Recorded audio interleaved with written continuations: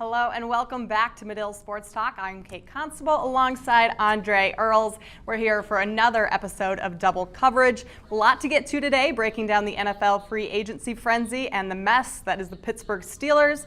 Also, playoff LeBron has been activated early this year.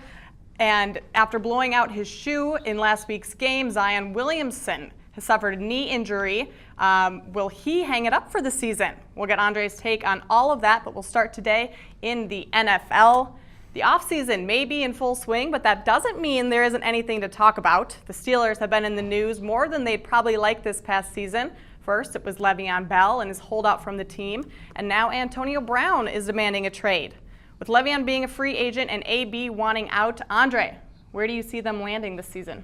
Well, let's fast forward, or rewind rather, to January 1 of 2019. George Kittle sends out a tweet to Antonio Brown, and Antonio Brown responds promptly. I would love to see him in San Francisco. You've got Jimmy Garoppolo at quarterback, Marquise Goodwin on the other side. I think Antonio Brown would fit smoothly into that offense, and the 49ers have the money to sign him.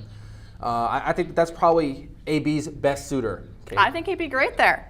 Now we have DeMarcus Lawrence, Jadeveon Clowney, Thomas Earls. They're also all free agents this year. What can we expect potential outcomes for some of those guys or anyone else you might be thinking of? Right. Well, first, let's the Le'Veon Bell question. I think this is the biggest thing that we've seen. The Steelers have decided that they are not going to franchise tag or put the transition tag on Le'Veon Bell. So I think that Indianapolis would be a great destination for Le'Veon, playing with Andrew Luck and that offense. That's sort of that read option type offense. The play action would suit him very well. Another destination I'd like to see Le'Veon at is the Houston Texans. Him playing with Deshaun Watson and that sort of fast offense is going to be very beneficial for Le'Veon. And finally, with the Jets. I think that he would be a clean suitor there, and so I think that those are some pretty good destinations. The Jets could definitely use him too. So, more from the NFL to the NBA. LeBron James announced he's activating playoff mode a little earlier than scheduled this year. The Lakers are just under 500 on the season and currently out of a playoff spot.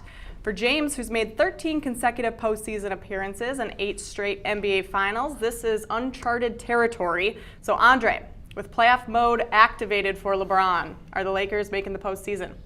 Well, I think that the Lakers are about 3 or 4 games out of that 8th spot.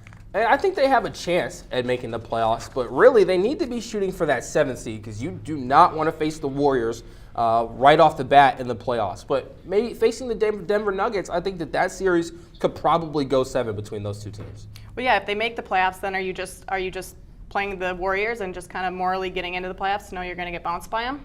Absolutely. I think if the Lakers see the Warriors in the first round, LeBron will get swept for 2 straight years. But maybe if they face the Nuggets, they can get their confidence up. Well, LeBron's a guy that you never really quite want to count out. We've all learned that over the years. Another guy is Michael Jordan.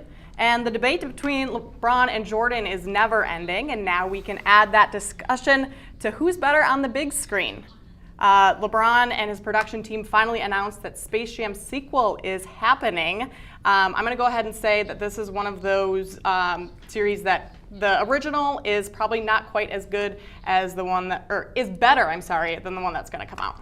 Well, I would agree with that, Kate. We all know Michael Jordan's Space Jam. That's a classic, but don't count LeBron's acting chops out. I mean, Trainwreck with Amy Schumer, that's already an instant classic. And then he just put out Smallfoot, so he's pushing into the children's movies. And so this is going to be his second children's film. And so I expect LeBron to get a good supporting cast. Maybe we'll see Kevin Durant. Maybe we'll see Blake Griffin. Maybe even a Draymond Green. We got to call Anthony Davis because now he's a part of Clutch Sports. So, I think it's going to be a good cast, and I'm excited for the movie to come out. So you're thinking the Toon Squad takes this one with LeBron? Oh, absolutely. I mean, they got to roar back.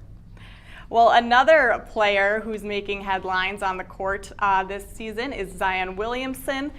Since blowing out his shoe in last week's game against UNC and straining his right knee, there's been talk that maybe he should shut it down for the season. Maybe it's not quite worth him coming back to play. Andre, thoughts on that? I agree with Charles Barkley on this one. Look, he's a basketball player. Let him play basketball. It's not going to hurt his draft stock. And Zion knows from this point forward, maybe he doesn't go 100%, maybe he goes 90%, but I think Duke has got a good chance in the tournament. and I think he should play. I do think that he is the most valuable player in college basketball right now, and he needs to figure out a way to stay healthy, but while still playing. Selfishly, I want to see him back on the court. I mean, he's fun to watch. We all love to watch him. I mean, games, the ratings are off the charts for his game. And I mean, he's a basketball player. Doesn't he want to just play basketball? That's what they're there to do.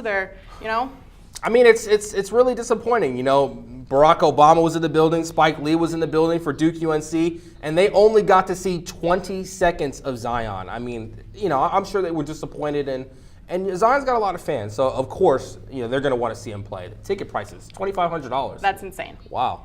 If he comes back and is able to play the rest of the season, where are you seeing them in the playoffs run? I don't know. UVA looks really good this year. Another team to watch out for, the University of Houston. Those kids are dogs. So I think Duke is sort of an underdog going into this tournament. All right, well, we'll see. That's it for us. We'll be back next week. Coming up next on Medill Sports Talk is Point Taken. Stay tuned.